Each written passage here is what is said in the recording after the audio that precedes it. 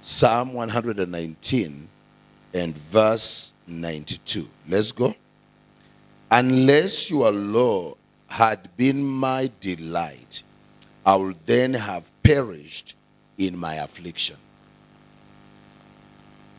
Now, the psalmist, remember, we have studied a number of things on the subject of affliction.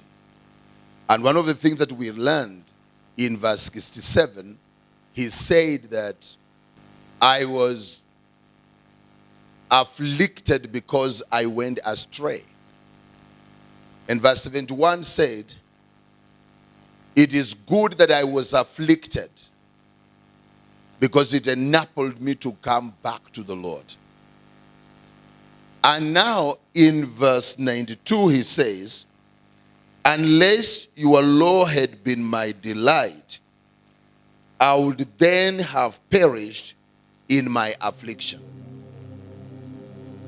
Now the psalmist is saying that the word of the Lord was his stability, was his anchorage, was his source of strength in the times of adversity, in the times of affliction.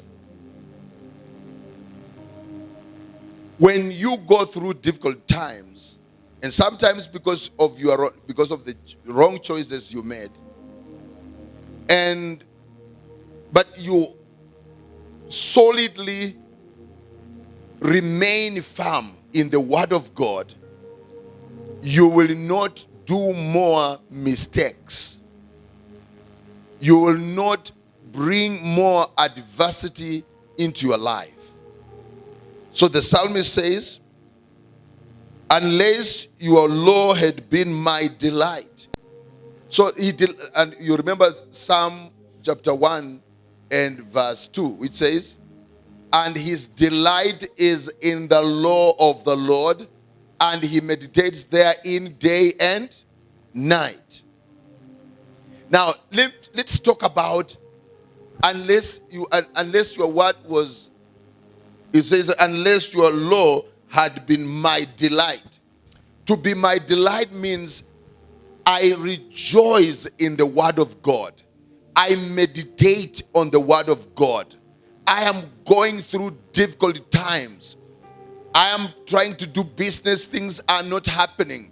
But I still hang in on the word of God. And I say, Lord, I thank you because it is settled that you bless the work of my hands. And that everything I lay my hands on is blessed. And as you say like that, it's like your business is almost collapsing. But you remain steadfast in the word of God. And you say, Lord, I am blessed, not cursed. I am blessed when I go out and when I come in. You are speaking the word of God to the condition. The enemy intended to destroy you, to destroy your finances, to destroy your health. But you speak health. You declare, by the stripes of Jesus, I am healed. And you say, I am strong. I am energized by the Spirit of the sovereign God. The word of God that dwells in me strengthens me. As you continue meditating and taking delight in the word of God, meaning rejoicing in the word of God, taking pride in the word of God, talking about the word of God with enthusiasm, letting everyone know that you love the word of God, that the word of God is everything that you need. Silver and gold may pass away, but the word of God remains forever and ever. So here is the question. Do you really delight in the word of God?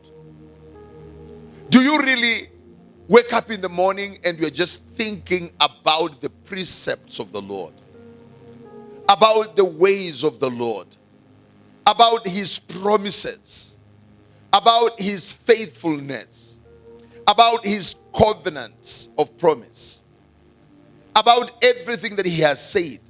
He has said we shall be heads, not tails. We shall be above, not beneath. He has said we are the first, not the last. He has said we are blessed, not cursed. He has declared that favor is upon us. So as we think and mutter over this and take delight in the word of God. Now, to take delight in the word of God is you are not ashamed of the gospel. Spiritual nourishment, click on subscribe button below.